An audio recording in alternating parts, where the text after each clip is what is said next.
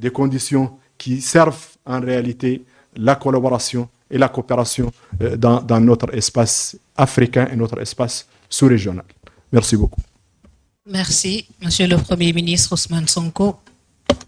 Merci. À la suite de Monsieur le Premier ministre, je voudrais dire que j'ai salué tout à l'heure les efforts qui ont été faits dans la gestion des relations, en tout cas pour la question migratoire entre la Mauritanie et le Sénégal, qui ont permis d'avoir des accords historiques et l'application desquels accords a permis la régularisation de 28 000 Sénégalais. C'est-à-dire qu'on est passé de 2 000 et quelques Sénégalais à 28 000 Sénégalais régularisés en Mauritanie depuis l'entrée en vigueur de cet accord le 1er juillet 2025. Et je voudrais rappeler aussi que tous les pays ont leur législation en matière de règles ou de conditions d'entrée et d'installation d'établissements dans ce pays, le Sénégal y compris. Aujourd'hui, nous avons beaucoup plus à nous poser la question du nombre d'Africains expulsés d'Europe et du nombre de visas qui sont refusés chaque année. Même aller et revenir est devenu presque impossible, y compris pour les élites. La vraie question, elle est là, madame. Ceci dit, pour la question liée à la restructuration, je vous rappelle que nous savons tous la situation dont nous avons hérité, qui au début avait fait l'objet de toutes sortes de contestations et de remises en question. Aujourd'hui, au moins, il n'y a plus de débat sur la réalité de cette dette cachée par l'ancien régime, ce qui est d'une particulière gravité et toutes les conséquences de droit vont en être tirées.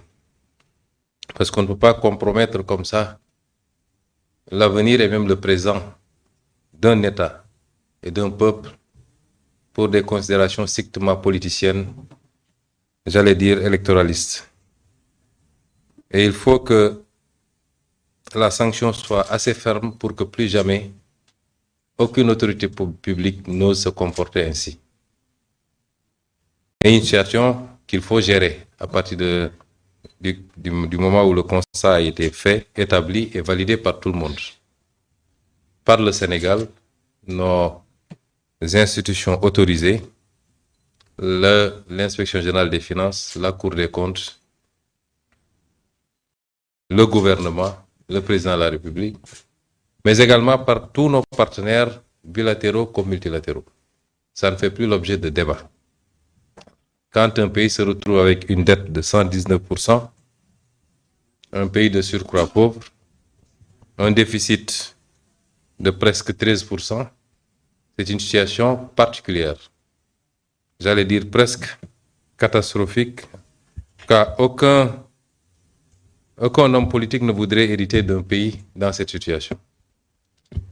Ça nous a mis dans des difficultés dans la gestion de ces premiers mois ou de ces 2 premières années de gestion du pouvoir. Et certainement pour quelque temps après, encore. Nous ne sommes pas dans le fatalisme. Nous considérons que c'est le peuple sénégalais qui doit faire face à cette situation, qui doit se lever comme un seul homme et qui doit comprendre qu'il y a des sacrifices à faire pour rattraper la situation, la dépasser et mettre ce pays sur les rails définitivement. Et avant tout autre partenaire, c'est au peuple sénégalais de le faire. C'est pourquoi nous avons travaillé à des solutions. Nous avons travaillé à élaborer un plan de redressement économique et social, qui est un plan qui va effectivement demander un certain nombre d'efforts et de sacrifices au peuple sénégalais. Nous avons aussi lancé un vaste programme de rattrapage budgétaire, de rationalisation, aussi bien des recettes que des dépenses budgétaires. Et l'arbitrage qui a été fait pour le budget 2026 est assez illustratif des efforts qui ont été consentis sur la dépense publique, le fonctionnement particulièrement, mais également sur des choix rationnels. Et les discussions avec nos partenaires ont tourné autour de ça. Nous avons considéré que certes, il y a des difficultés, mais tous les travaux que nous avons réalisés nous permettent de voir ou d'entrevoir la possibilité de sortir de cette situation sans avoir besoin d'une restructuration. Nous considérons que de l'analyse que nous en avons faite, notre dette est viable, puisque nous nous débrouillons pour la rembourser depuis 1 an et demi, au plus sans aucun programme. C'est vrai que nous nous acheminons vers une échéance assez difficile, avec de grosses souches de cette dette. Mais jusqu'à présent, et sans aucun apport, nous avons réussi à refinancer cette dette, et principalement sur le marché régional. Nous considérons que nos projections, aussi bien de croissance que de recettes, sont raisonnables. Et sur cela, il n'y a pas de débat. C'est validé par tous nos partenaires, y compris le fonds. Le principal problème, c'est le financement. Nous considérons que les efforts que nous faisons à partir du plan de redressement, qui, rien que pour ce budget, nous permet de générer 960 milliards de plus additionnels au budget, et ça va aller crescendo à partir de 2027, pourrait nous permettre de combler une bonne partie de ce gap. Et nous nous sommes mis à envisager pas mal de solutions avec d'autres partenaires qui nous donnent à penser que nous pouvons y parvenir. Et c'est ça le rôle du Fonds monétaire international. C'est quand les États sont dans ces situations et qu'ils parviennent par eux-mêmes et par leurs efforts à tenir le coup, à faire des efforts substantiels pour continuer à tourner, c'est là où on attend le Fonds monétaire international. Le Fonds monétaire international n'est pas une banque ou un prêteur en premier ressort. En principe, c'est un dévoiement des missions du Fonds. Et le Fonds monétaire a une part de responsabilité sur la situation que nous vivons. Parce qu'il était là, il venait faire ses staff visites, ses revues.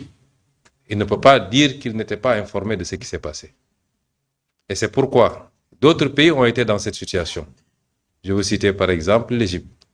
Et le fonds est venu appuyer l'Égypte. Qu'est-ce qu'avait dit la directrice générale?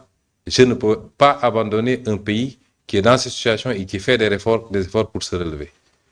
Les indicateurs de l'Égypte n'étaient pas plus reluisants que les nôtres actuellement. Et donc, nous ne pouvons pas comprendre qu'on veuille nous imposer une restructuration dans ces conditions. Ce n'est pas une position d'Ousmane Sonko, c'est une position de Monsieur le Président de la République du Sénégal, du gouvernement du Sénégal, par son Premier ministre, le ministre des Finances, le ministre de l'Économie et tous ceux qui ont une compétence en la matière. Et nous continuons à rester sur cette position, rien n'a changé entre-temps. Ce n'est pas des déclarations d'économistes ou de quelques autres composantes qui vont nous amener à changer de position. Mais c'est un partenariat. Chaque partenaire en tire les conséquences qu'il voudra. Mais la position officielle, c'est qu'on ne veut pas de cette restructuration. Je vous remercie. Merci beaucoup, Monsieur le Premier ministre. El Mokhtar Ould Ndiaye. Merci, Monsieur le Premier ministre Ousmane Sonko. Mesdames, Messieurs, nous allons vous inviter à déjeuner, Messieurs les ministres, avec Messieurs les Premiers ministres.